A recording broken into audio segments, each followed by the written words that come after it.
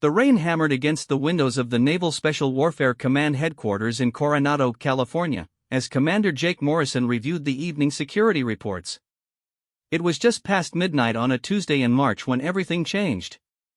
The base was supposed to be locked down tight, with only essential personnel on duty. That's why the alert from Gate 7 caught his attention immediately. "Sir, we have a situation," came the voice through his radio. It was Petty Officer Collins, one of his most reliable gate guards. Collins had been screening visitors for over 8 years and rarely called about anything he couldn't handle himself. Morrison grabbed his jacket and headed toward the main gate, his boots echoing through the empty corridors. The base felt different at night, quieter, more intense, like a sleeping giant ready to wake at the first sign of trouble. He'd spent 15 years in the Navy SEALs, and his instincts were telling him this wasn't going to be a routine security check. When he arrived at Gate 7, he found Collins standing perfectly still, his usual confident demeanor replaced by something Morrison had never seen before, uncertainty mixed with what looked like respect. Next to the security booth stood a woman, maybe in her 30s, with shoulder-length dark hair that was damp from the rain. She wore simple civilian clothes, dark jeans, a plain gray sweater, and worn leather boots. Nothing about her appearance should have commanded attention, yet something indefinable made Morrison slow his approach. "What's the situation, Collins?"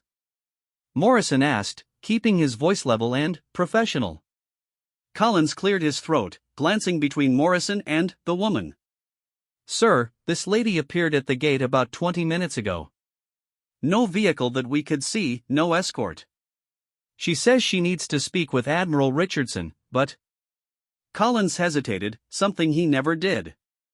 "But what, Petty Officer?" "Sir, she has no identification. No military ID, no driver's license, no passport. Nothing. But, when I asked her to step away from the gate, something happened." Collins looked genuinely puzzled. "I found myself stepping back instead. Not because she threatened me or anything like that. She just... I can't explain it, sir." Morrison studied the woman more carefully. She stood with perfect posture, not rigid like someone trying to impress, but naturally straight, as if good bearing was simply part of who she was. Her eyes were dark, alert, and held a depth that suggested she'd seen things most people never would. When their eyes met, Morrison felt a strange recognition, as if he was looking at someone who understood the weight of command, the burden of making life and death decisions. "Ma'am, I'm Commander Morrison," he said, approaching slowly. "I understand you're looking for Admiral Richardson. Can you tell me what this is regarding?" The woman smiled slightly, and Morrison noticed it didn't quite reach her eyes. "Commander, my name is Sarah. I know this is highly irregular, but I need to speak with the Admiral about Operation Nightfall." Morrison felt his blood go cold. Operation Nightfall was classified at the highest levels. It had been a joint task force mission in Afghanistan 3 years ago, one that officially never happened. The fact that this woman knew the name meant she was either someone very dangerous or someone very important. Possibly both. "Ma'am, I'm going to need you to come with me," Morrison said, his hand instinctively moving toward his sidearm, though something told him he wouldn't need it. As they walked toward the main building, Morrison noticed something extraordinary happening. Every service member they encountered, Marines on patrol, Navy personnel working late shifts, even the hardened SEALs coming off night training exercises, stopped what they were doing when they saw Sarah. Not just stopped, but came to attention. Not the forced, regulation attention that military discipline demanded, but something deeper, more voluntary. Petty Officer Rodriguez, a tough-as-nails SEAL with 12 years of combat experience, actually stepped aside and nodded respectfully as they passed. Morrison had seen Rodriguez face down armed insurgents without flinching, yet here he was showing deference to a woman with no apparent military rank or authority. "Sarah," Morrison said as they climbed the stairs to the administrative level, "I have to ask, have you served? There's something about the way the men are reacting to you." She was quiet for a moment, her footsteps making no sound on the metal stairs despite her leather boots. "I've served in many capacities, Commander. Some of them don't appear in any official records." Morrison's mind raced through possibilities. Special operations had many levels, some so classified that even he, with his clearance level, might not know about them. There were rumors of units that operated entirely off the books, people who gave up their identities to serve in ways that could never be acknowledged. But those were just stories, weren't they? When they reached Admiral Richardson's office, Morrison was surprised to see the light still on. Through the glass door, he could see the Admiral on a secure phone call, his normally composed face showing signs of strain. As Morrison raised his hand to knock, Richardson looked up and saw Sarah through the glass. The Admiral's expression changed instantly from stress to something Morrison couldn't identify, relief mixed with concern, and, underneath it all, unmistakable respect. Richardson ended his call immediately and opened the door himself, something Morrison had never seen him do for anyone below flag rank. "Sarah," Richardson said simply, as if her appearance made perfect sense despite the circumstances. "Thank you for coming." Morrison stood in the doorway, feeling like he was watching a conversation between equals despite the obvious difference in their official positions. Richardson was one of the most decorated officers in the Navy, a man who commanded respect from generals and admirals around the world. Yet he was speaking to this woman as if she held equal or greater authority. "Admiral, I came as soon as I heard," Sarah replied. "The situation is worse than we thought." Richardson nodded grimly. "Commander Morrison, I need you to escort our guest to Conference Room Alpha. Maximum security protocols. No one in or out without my direct authorization." As Morrison led Sarah toward the secure conference room, his mind struggled to process what he was witnessing. Conference Room Alpha was reserved for the most sensitive briefings, the kind where decisions were made that affected national security. The fact that Richardson was allowing an unidentified woman access to this level of security clearance suggested she was far more than she appeared. The hallways they walked through represented the heart of America's most elite military operations. These walls had witnessed planning sessions for missions that saved thousands of lives and stopped terrorist attacks before they could unfold. The men and women who worked in this building were among the most highly trained and disciplined military personnel in the world. Yet as they made their way through the facility, Morrison continued to observe the same phenomenon. Every person they encountered showed Sarah an immediate respect that couldn't be explained by rank or uniform. Master Chief Peterson, a SEAL instructor known for his intimidating presence and no-nonsense attitude, actually stepped out of Sarah's way and gave her a small nod of acknowledgement. Morrison had seen Peterson reduce grown men to tears during training, yet here he was showing deference to a woman he'd never met. The most striking moment came when they passed Lieutenant Commander Ashley Chen, one of the Navy's top intelligence analysts and someone Morrison knew to be extremely skeptical of anyone without proper credentials. Chen looked up from her laptop as they approached, and Morrison expected her to question Sarah's presence in a restricted area. Instead, Chen stood up from her desk and gave Sarah a respectful nod, as if recognizing someone whose authority was unquestionable. As they finally reached Conference Room Alpha, Morrison realized that his perception of military hierarchy and chain of command was being fundamentally challenged. In his years of service, he'd learned that respect was earned through rank, through proven service, through visible accomplishment. Yet Sarah commanded respect through something else entirely, something that seemed to transcend the normal rules of military protocol. Morrison used his keycard to open the conference room, a windowless space equipped with the most advanced secure communication systems available. As Sarah settled into one of the leather chairs around the polished table, she looked completely at ease in an environment that typically made even seasoned officers nervous. "Commander," Sarah said, breaking the silence that had stretched between them, "I know this situation is confusing. What you're witnessing tonight will make more sense soon, but I need you to understand that some forms of service require complete anonymity. Some sacrifices can never be officially recognized." Morrison studied her face, noting the way she spoke with the confidence of someone accustomed to giving briefings to high-level officials. Her composure in the secure environment, her familiarity with military terminology, and, most importantly, the universal respect she commanded from battle-hardened warriors all pointed to one conclusion: Sarah was someone whose service record was so classified that it didn't officially exist. As they waited for Admiral Richardson to join them, Morrison found himself reassessing everything he thought he knew about special operations and classified service. He'd heard whispers throughout his career about operators who worked so deep undercover that they effectively disappeared from official records. People who gave up their identities, their histories, even their names to serve their country in ways that could never be acknowledged. Looking at Sarah now, Morrison began to understand that he was in the presence of someone whose sacrifices went far beyond anything he'd experienced in his own distinguished military career. The respect she commanded wasn't just professional courtesy, it was the recognition that warriors give to someone who has proven herself in ways that most people could never imagine.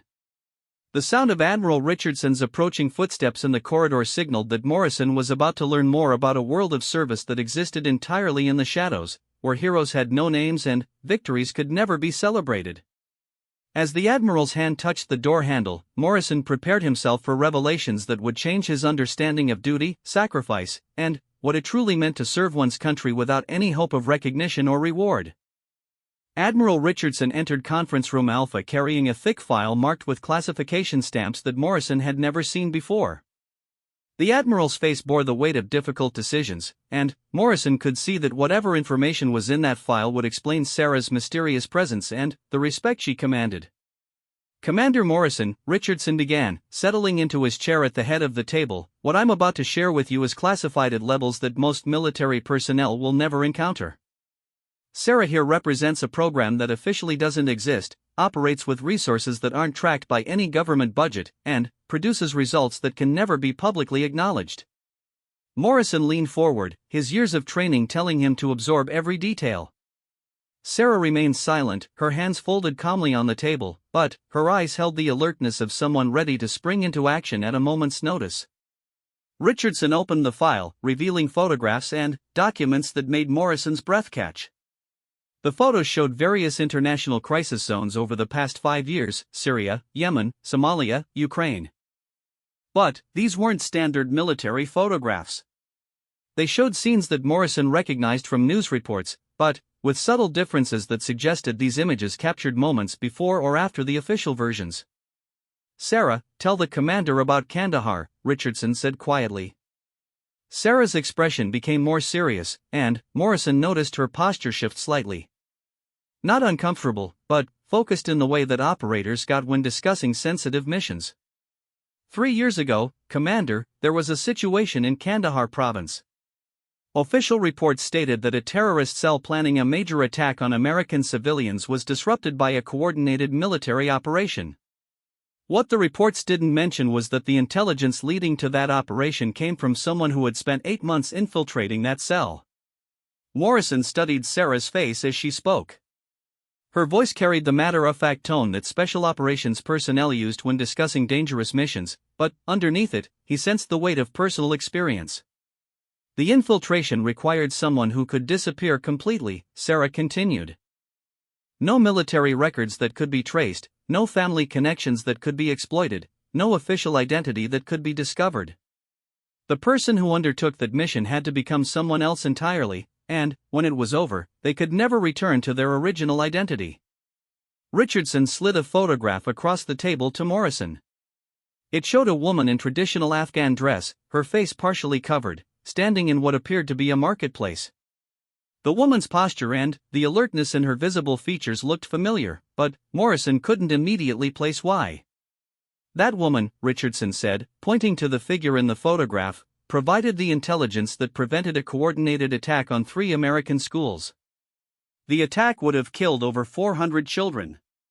The official military response was only possible because someone had already been on the ground for months, gaining the trust of the terrorist leadership, learning their plans, and ultimately sabotaging their operation from within.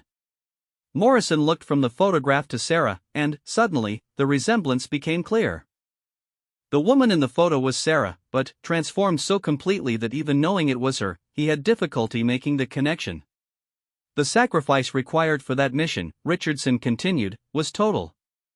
The operative had to give up everything: family contact, personal relationships, even their legal identity. As far as official records are concerned, Sarah doesn't exist. She gave up her existence to serve her country in a way that could never be recognized or rewarded. Morrison felt a chill as the full implications became clear. He was looking at someone who had voluntarily erased herself from the world to protect innocent lives. The respect she commanded from military personnel wasn't just professional courtesy, it was the recognition that warriors gave to someone who had made the ultimate sacrifice.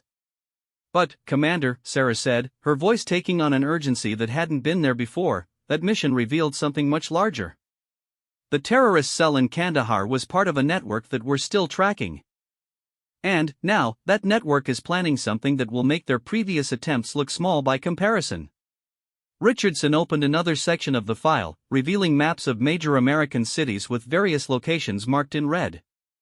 Morrison recognized the patterns immediately. They were the kind of target assessments that indicated a large-scale, coordinated attack. Intelligence gathered over the past 6 months suggests that multiple cells, operating independently but coordinating their timing, are planning simultaneous attacks on civilian targets across the United States, Richardson explained. Shopping centers, schools, transportation hubs, places where security is minimal but casualties would be maximum. Sarah leaned forward, her calm demeanor shifting to something more intense. The network has learned from past failures. Instead of trying to smuggle weapons or explosives across borders, they're using materials that are readily available domestically. Fertilizer, industrial chemicals, vehicles, things that won't trigger security alerts but can be devastating when used properly. Morrison's mind raced through the implications. A coordinated attack using domestic materials would be nearly impossible to prevent through traditional security measures. The only way to stop it would be through intelligence gathered from within the network itself. That's why I'm here tonight, Sarah said. Our sources indicate that the final coordination meeting is happening tomorrow night. The location has been kept secret until the last possible moment, but we've finally identified where it will take place.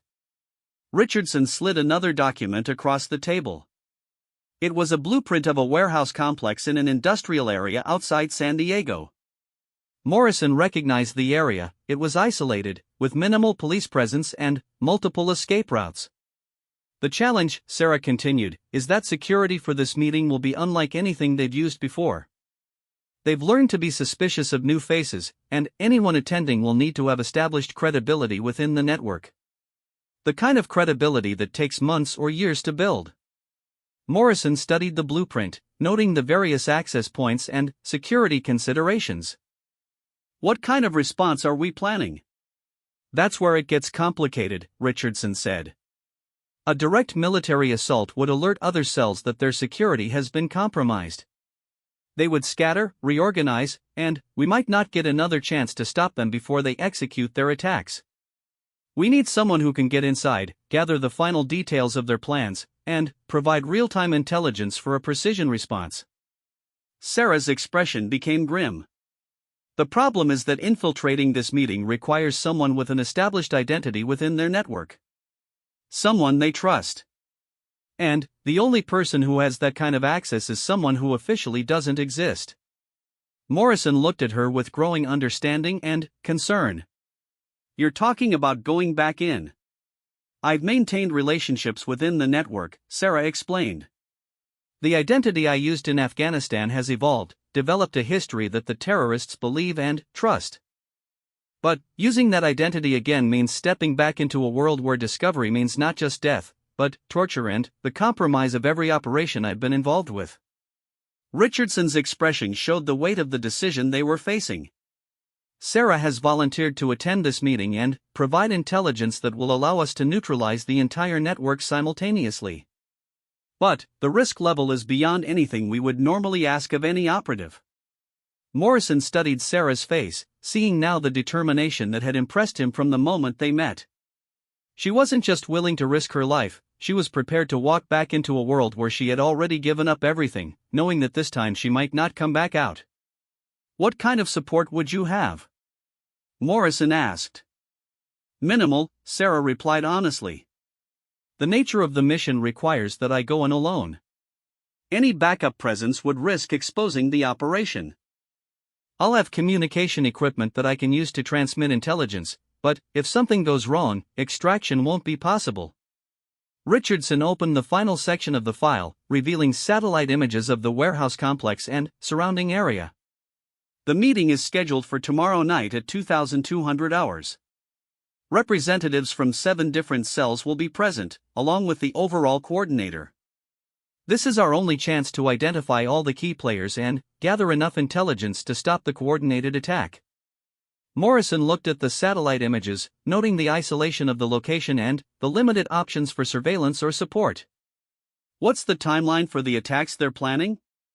Intelligence suggests they're planning to execute within 72 hours of the coordination meeting, Sarah said. Once they leave that warehouse tomorrow night, they'll scatter to their respective target cities and begin final preparations. After that, stopping them becomes exponentially more difficult. The weight of the situation settled over the room like a heavy blanket. Morrison realized he was witnessing the planning of an operation that could prevent a tragedy on the scale of September 11th, but only if one person was willing to walk into almost certain danger with no guarantee of survival. "Sarah," Richardson said quietly, "I want you to understand that no one would question your decision if you chose not to take this mission. You've already given more than any country has a right to ask of anyone." Sarah smiled slightly, and, for the first time, Morrison saw something that looked like peace in her expression. "Admiral, when I chose this path, I knew there might come a moment when everything I'd sacrificed would be put to the ultimate test. If my choices can prevent hundreds of innocent people from dying, then everything I've given up will have been worth it." Morrison felt a profound respect settling over him as he realized he was in the presence of someone whose courage went beyond anything he'd encountered in his military career. Sarah wasn't just willing to risk her life for her country, she was prepared to risk an identity she'd spent years building, relationships she'd carefully cultivated, and a mission that had already cost her everything most people considered important in life. As the meeting continued into the early hours of the morning, Morrison began to understand why every service member they'd encountered had shown Sarah such immediate respect. She represented the highest ideals of military service taken to their absolute limit: duty, honor, and sacrifice elevated to a level that most people could only imagine. The clock on the conference room wall showed that dawn was approaching, and, in less than 18 hours, Sarah would walk into a situation that could determine the safety of thousands of innocent Americans. As Morrison listened to the final details of the mission planning, he realized that he was witnessing heroism in its purest form, someone willing to give everything for people who would never know her name or understand the magnitude of her sacrifice. The next evening arrived with an unseasonable chill that seemed to mirror the tension hanging over Naval Special Warfare Command. Morrison had spent the day coordinating with various intelligence agencies, setting up communication protocols, and preparing for what could either be a breakthrough in counter-terrorism operations or a tragic loss of one of America's most valuable covert assets. Sarah had spent the day in preparation that went far beyond the typical mission briefing. Morrison watched with fascination as she underwent a complete transformation that demonstrated skills he'd never encountered before. Working with a team of specialists who had been quietly summoned to the base, she changed not just her appearance but her entire presence. The process began with subtle alterations to her facial features using prosthetics so advanced they seemed like something from a science fiction movie. A slightly different nose shape, altered cheekbones, and carefully applied makeup that aged her by several years. But the physical changes were only the beginning. Morrison observed as Sarah shifted her posture, her gait, even the way she held her hands. The confident, straight-backed woman who had commanded respect from every SEAL on the base was gradually replaced by someone who moved with the cautious alertness of someone who had lived with danger for years. Most remarkably, Sarah's voice changed completely. She spoke with a slight accent that Morrison couldn't identify, and her tone carried a weariness that suggested someone who had seen too much violence and betrayal. When she spoke in this new voice, even Morrison found himself believing he was looking at a completely different person. "The identity I'm using tonight," Sarah explained as the transformation neared completion, "is someone who has been building relationships within this network for over 2 years. She's a weapons procurement specialist who has helped supply other operations. Her reputation is solid, but she's careful, suspicious, and has survived this long by trusting no one completely." Richardson reviewed the final mission parameters one more time. "Remember, your primary objective is intelligence gathering. We need to know the specific targets, the timing, and the identities of the key operatives. The tactical team will be positioned 3 miles out, ready to move the moment you transmit the final intelligence package." Morrison studied the communication equipment that had been specially prepared for the mission. It was unlike anything he'd seen in conventional operations, devices so small they could be hidden in jewelry, clothing, even dental work. The technology represented years of development for missions exactly like this one. As the sun set over the Pacific, casting long shadows across the base, Morrison found himself thinking about the courage required for what Sarah was about to do. He'd led men into combat, had faced enemy fire and made life-or-death decisions under pressure. But those situations, dangerous as they were, had involved teams of highly trained professionals with extensive backup and extraction plans. Sarah was walking into a room full of terrorists, alone, with no backup and no guarantee that she would walk back out. The drive to the industrial area outside San Diego took place in complete silence. Sarah rode in the passenger seat of a modified civilian vehicle, her transformation so complete that Morrison had to consciously remind himself he was looking at the same person who had appeared at the base gate the night before. She reviewed intelligence files on each of the expected attendees, memorizing faces, names, and background information that could mean the difference between maintaining her cover and being exposed as an infiltrator.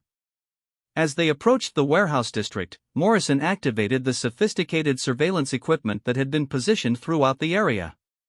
Satellite feeds, thermal imaging, and audio pickup devices provided multiple layers of intelligence gathering that would support Sarah's mission from a safe distance. Yet despite all the technology, Morrison knew that success would ultimately depend on Sarah's ability to maintain her cover while gathering the critical intelligence they needed.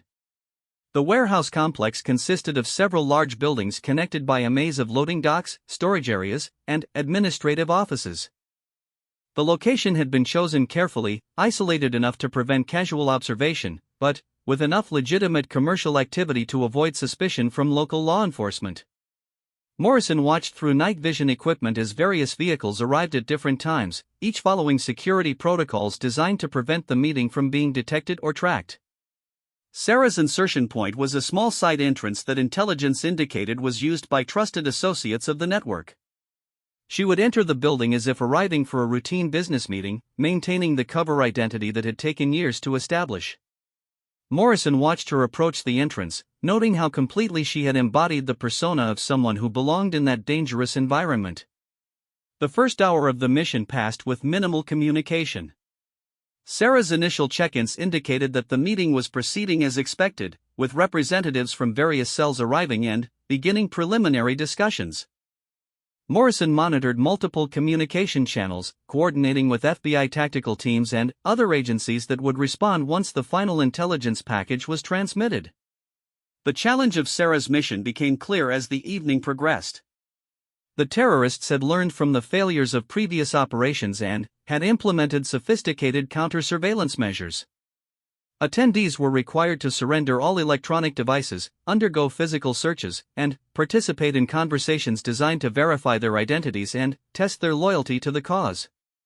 Morrison listened through carefully concealed audio equipment as Sarah navigated these security measures with skill that demonstrated years of experience in deep undercover operations. Her voice, when she spoke, carried the perfect blend of confidence and caution that would be expected from someone in her supposed position within the network.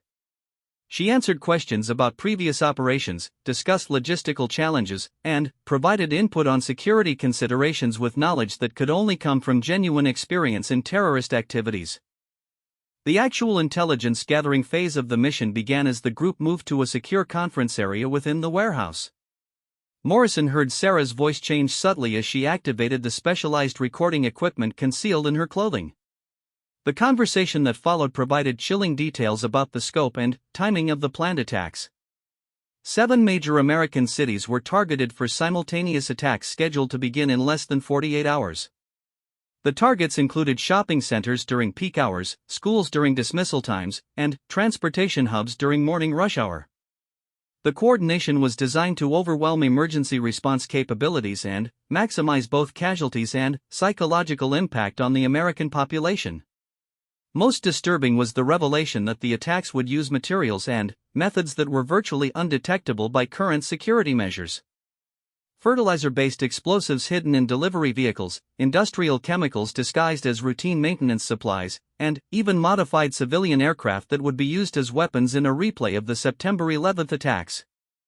Morrison felt his blood chill as he realized the true scope of what they were dealing with. This wasn't just a terrorist attack, it was an attempt to fundamentally shake American society's sense of security and normal life.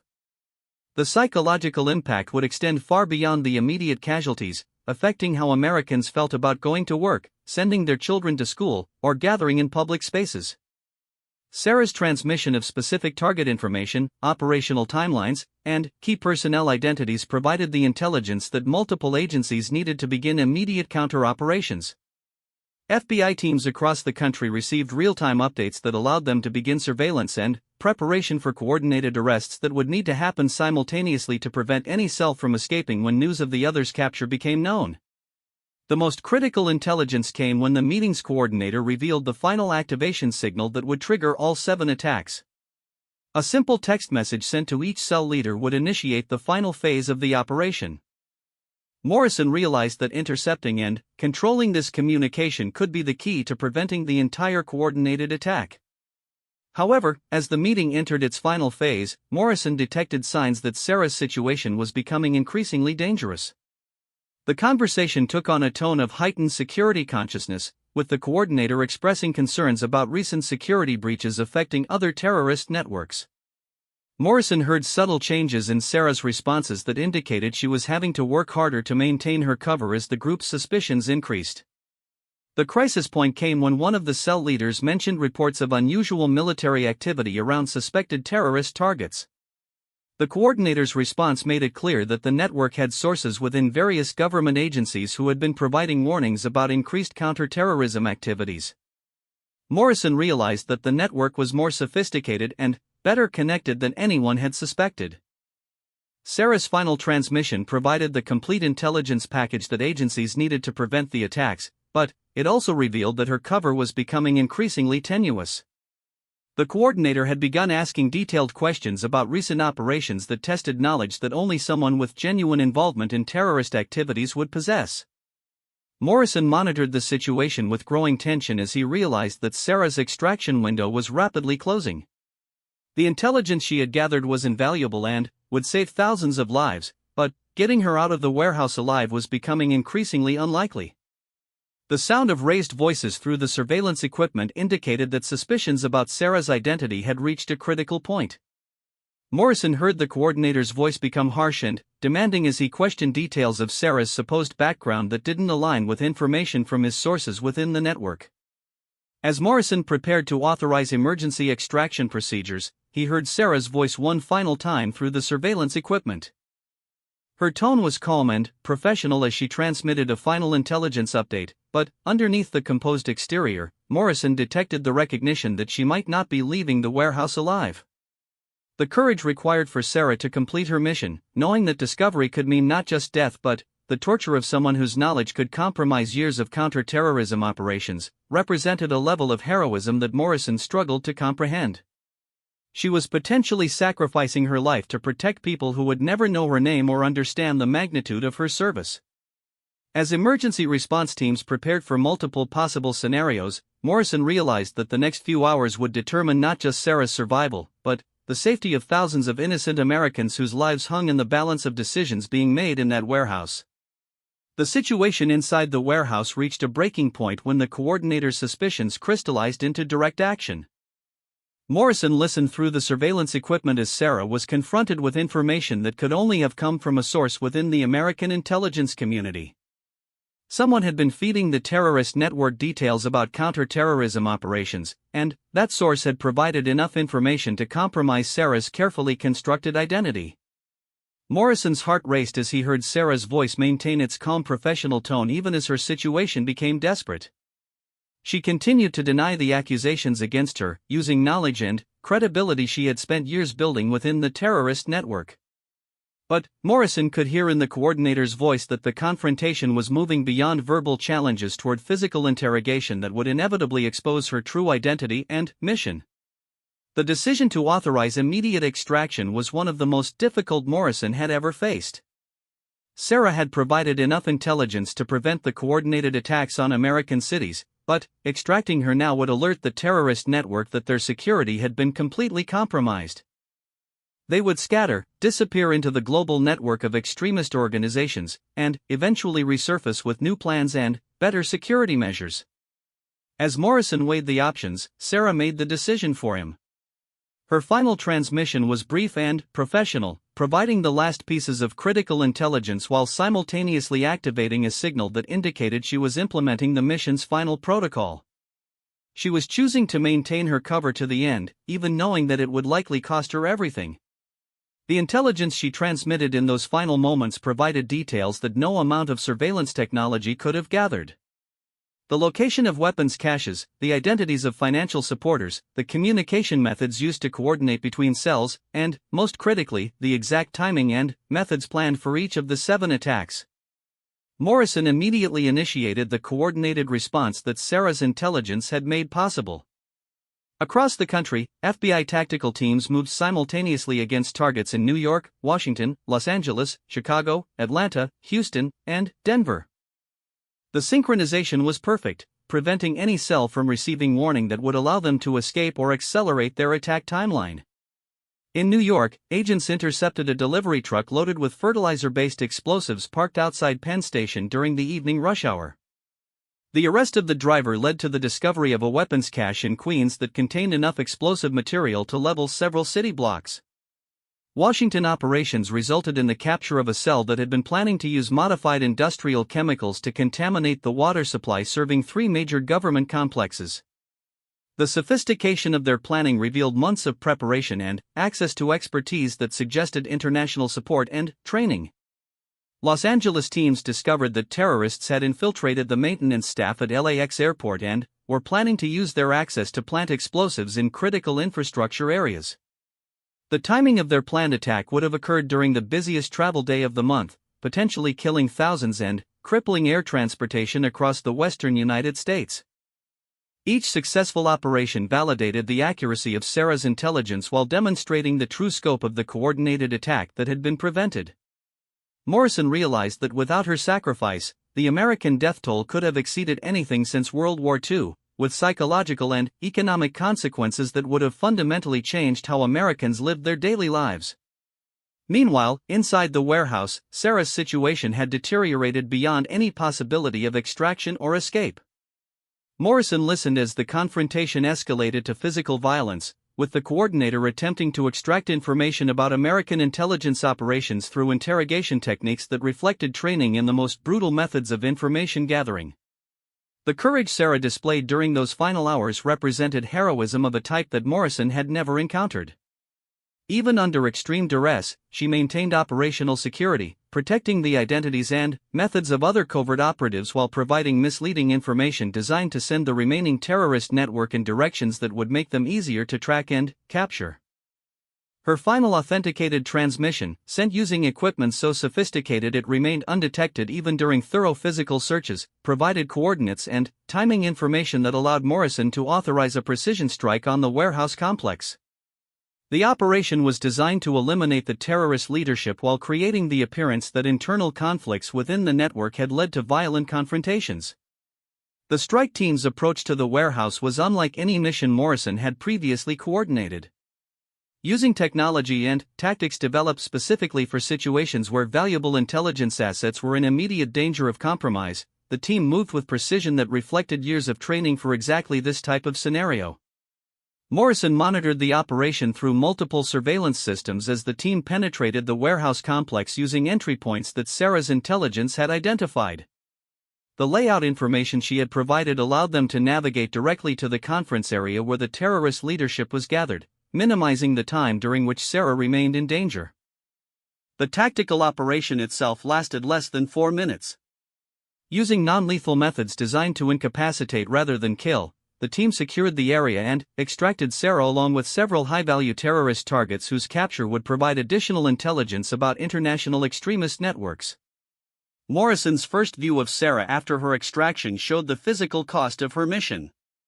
The injury she had sustained during interrogation would require extensive medical attention, but, more significantly, Morrison could see in her eyes that the psychological toll of maintaining deep cover within a terrorist network for years had reached its limit. The medical team that treated Sarah's injuries included specialists in treating personnel who had endured extreme undercover operations.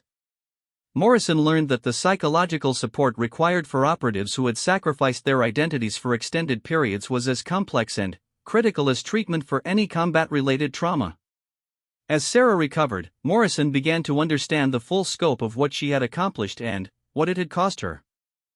The prevented attacks would have killed an estimated 4,000 to 6,000 American civilians and injured tens of thousands more. The economic impact would have reached into the hundreds of billions of dollars, while the psychological impact on American society would have been immeasurable.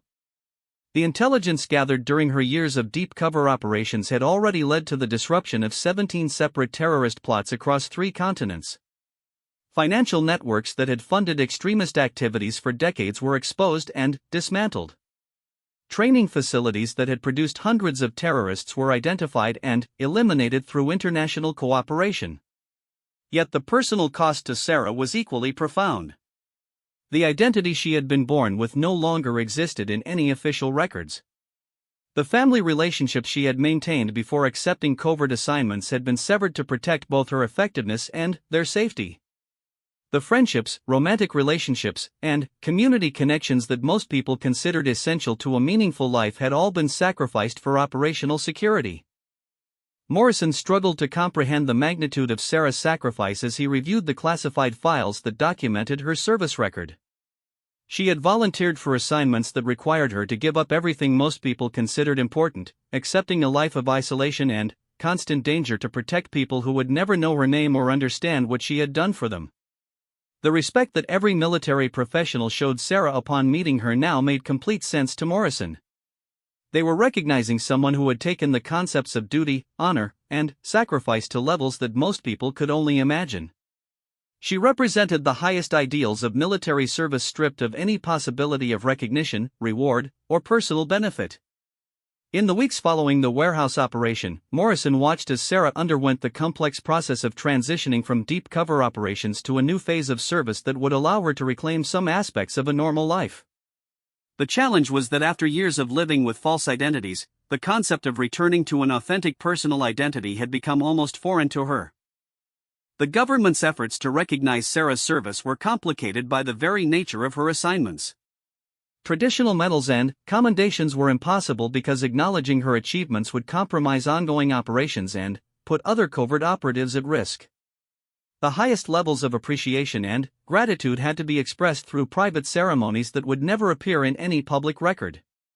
Morrison was present at one such ceremony where Sarah received recognition from officials whose names were known to every American, but whose presence at the event would never be officially acknowledged.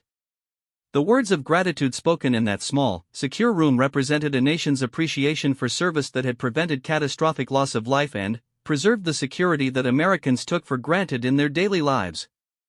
Yet Morrison could see that for Sarah, the real recognition came not from official ceremonies but from the continued respect shown by the men and women in uniform who understood the nature of her sacrifice. Every time a SEAL, Marine, or Navy officer encountered her and stood a little straighter, showed a little more respect, they were acknowledging someone who had given more for her country than most people could even imagine. The story that had begun with a mysterious woman appearing at a military gate with no identification and no official history had revealed itself to be something far more profound. Morrison realized he had witnessed the reality of American heroes whose service was so classified that their very existence had to be denied, whose sacrifices were so complete that they could never be publicly acknowledged. As Sarah began the long process of rebuilding some aspects of a personal life after years of living entirely for her mission, Morrison understood that he had been privileged to witness courage and dedication that represented the absolute pinnacle of military service. She was a hero whose name would never appear in history books, whose achievements could never be celebrated publicly, but whose service had quite literally saved thousands of innocent lives.